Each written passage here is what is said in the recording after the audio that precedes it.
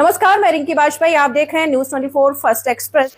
सरायकेला खरसावां जिला के कुकुड़ू प्रखंड क्षेत्र अंतर्गत लेटेमदा पंचायत के नूतन डीह गांव में पहले सुबह करीब 3 बजे आसपास जंगली हाथी के हमले से एक किसान की दर्दनाक मौत हो गई। मृतक की पहचान 50 वर्षीय गौरांग महतो उर्फ बुका महतो के रूप में हुई है।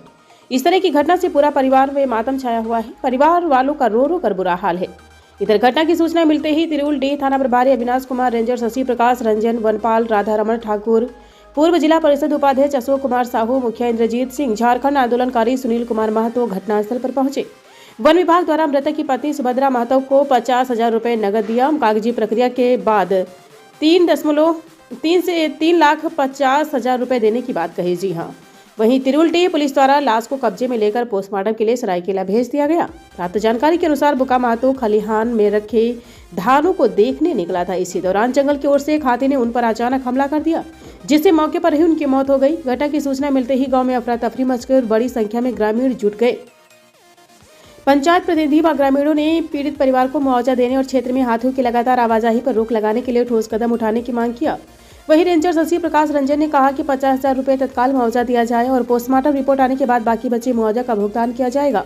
उन्होंने लोगों को हाथी प्रभावित क्षेत्र में अंधेरा में घर से नहीं निकलने और हाथियों को छेड़छाड़ नहीं करने का अपील किया। वहीं वन विभाग द्वारा ग्रामीणों के बीच टार्च और पटाखे का भी वितरण किया गया। इस तरह की घटना से क्षेत्र में दहशत का माहौल है।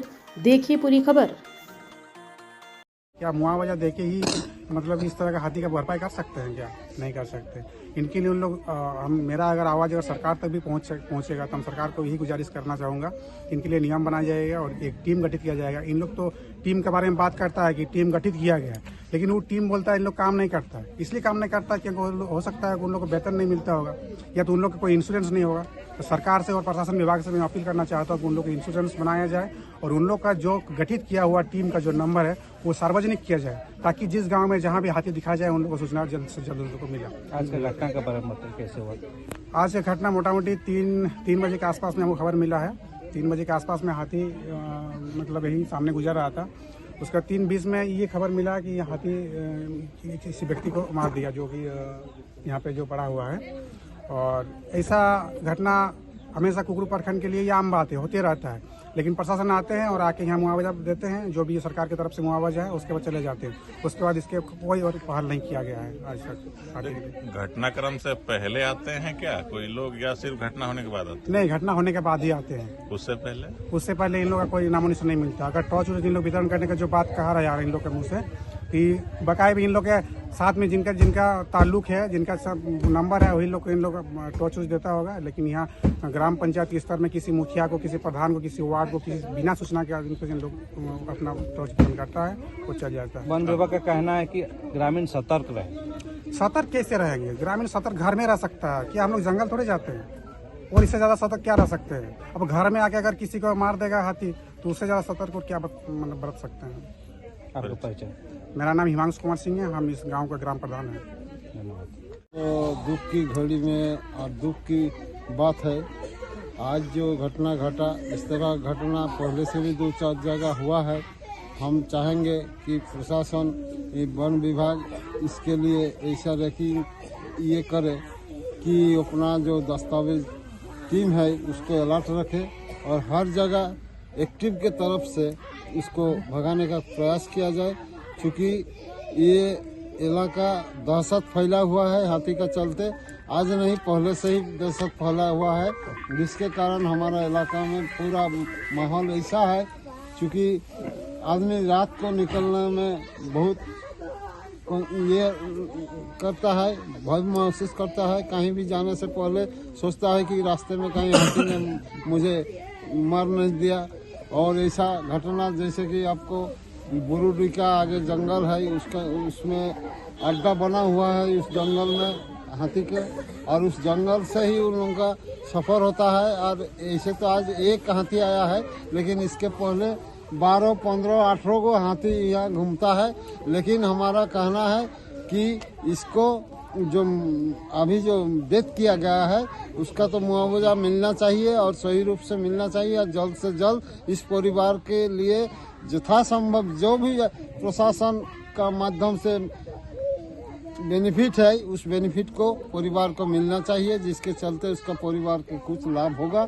और इसी आशा उम्मीद के साथ मैं यहाँ पहुँचा हूँ कि आज जो घटना घटा और एक हाथी ने इसका जान ले लिया, उस हाथी को आज ही यहाँ से रेकिंग करके भगाने का प्रयास किया जाए, चूँकि और दोबारा इस तरह का घटना ना घटे।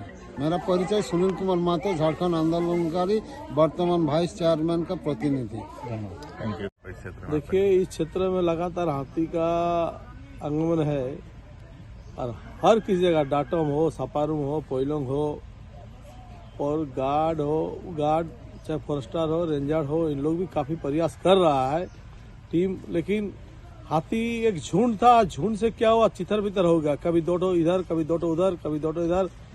लेकिन मैं सरकार से आग्रह करना चाहता हूं कि इसका विकल्प व्यवस्था किया जाए, स्थायी व्यवस्था किया जाए, ताकि इस हाथी को कहीं ऐसा जगह है जो शिफ्ट किया जाए।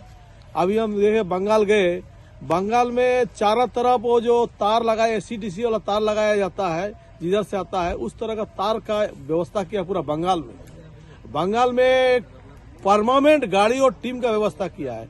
लेकिन यहाँ पर हम लोग को ये व्यवस्था नहीं है। लेकिन जो सुनने में आया कि सरकार का व्यवस्था में कहीं कमी है। अगर हम रेंजर साहब से भी बात किए, फॉरेस्टर साहब से भी बात किए, वैसा कुछ व्यवस्था यहाँ पर नहीं है, जिसके कारण से इन लोग उस चीज को मतलब संभल नहीं पा रहा है। इसीलिए मेरा सरकार से ही आग्रह है कि इसका विकल्प व्यवस्था किया जाए, या बंगाल के तौर पर जो एसी का जो तार लगा हुआ है, जिधर से हाथी आना जाना करता है, जिस गांव में ज्यादा घुसता है, जिस गांव में मारता है, ये एक बार नहीं दूसरा तीसरा बार हो गया इस गांव में हाथी ने जो मारा। तो इस तरह का घटना बार बार घट रहा, धान खा रहा, किसी का सब्जी खा जा रहा, हजारों आदमी का सब्जी खा रहा है। लेकिन करीब 10% 20% लोगों को मिल भी रहा है, कोई फॉर्म भर रहा, बहुत सारा प्रोसेस है, साल में 2 साल में मिलता है। लेकिन यहाँ पर तो गरीब आदमी साल भर का चास मेहनत करके खून पसीना से करता है और 10 मिनट में हाथी का झुंड आके पूरा फसल को बर्बाद करके जाता है। ये जो कमी खामी है, इसका जिम्मेवार कौन है? इसका जिम्मेवार सरकार है। जो कि मैंने रेंजर साहब से भी बात की है, फॉरेस्टर साहब से भी बात की है, तो इन लोग का व्यवस्था जो है, जो व्यवस्था है, सिर्फ फटाका और 2 लाइट देने से ही हाथी का व्यवस्था नहीं होता है।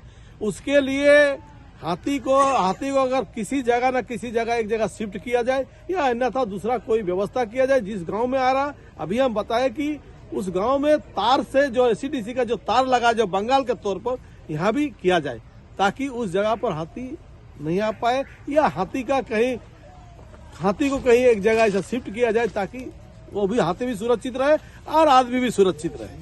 आपका परिचय? अशोक साहु, पूर्व जिला परिषद उपाध्यक्ष, सरायकेला खरसावां। चाहिए वन विभाग जो सुरक्षा मिलता है, सुरक्षा देना होगा, और जो हाथी भगाने का दस्ता आता है उन लोग को समय समय पर आना होगा क्षेत्र में। एक चीज अभी वन विभाग के लोगों ने जो आरोपित उनसे बात हो रही, तो उन्होंने कहा कि लगातार टीम इस क्षेत्र में, क्या टीम इस क्षेत्र में है? उतना तो दिखाई नहीं देता है, कभी कभी आता है और हाथी निकलने का टाइम भाग जाता है। क्या मांग है विभाग से? विभाग से यही मांग है, वो जो हाथी भगाने का दस्ता फील्ड में विजिट कीजिए और हाथी को सुरक्षित जगह में भेजिए, यही मांग। एक चीज है, जैसे अभी आरपीओ साहब के द्वारा बोला गया कि फटाका टॉर्च वगैरह बांटा जाता है, क्या उस जब वितरण होता है तो मुखिया या अन्य जनप्रतिनिधि को बुलाया जाता है उसमें? नहीं, उसमें हम लोग को जानकारी नहीं देता है, वो अपने लाभुक को कहीं कहीं वितरण करता है। क्या कहना चाहेंगे उसको लेकर? उसको कम से कम हम लोग को जानकारी होना चाहिए, क्षेत्र में सभी जनता को मिले, यही। आपका परिचय? मैं इंद्रजीत सिंह मुंडा, लेटन पंचायत के मुखिया प्रतिनिधि।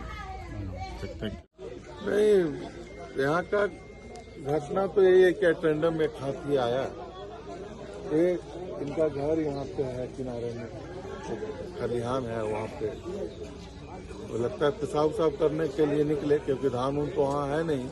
हाँ, तो इसी क्रम में एक हाथी अचानक आ गया, जिसके चपेट में ही आ गए। फिलहाल सर वन विभाग की ओर से क्या कार्रवाई किया गया, क्या दिया गया? फिलहाल तो तत्काल इन्हें 50,000 रुपया मुआवजा की राशि दिया गया, और बाकी राशि 3.5 लाख रुपया और सारा सरकारी प्रक्रिया पूरे होने के पश्चात किया जाएगा।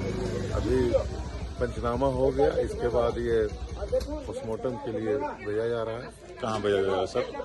सरायकेला।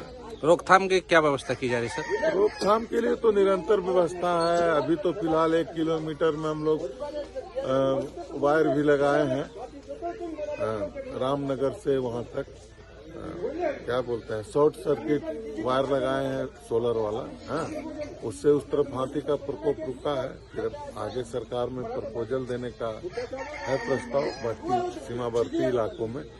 और रोकथाम के लिए तो जो टीम है निरंतर लगा हुआ है। वहाँ परसों यहाँ यही टीम थी, मतलब आधा किलोमीटर आगे। तत्काल सर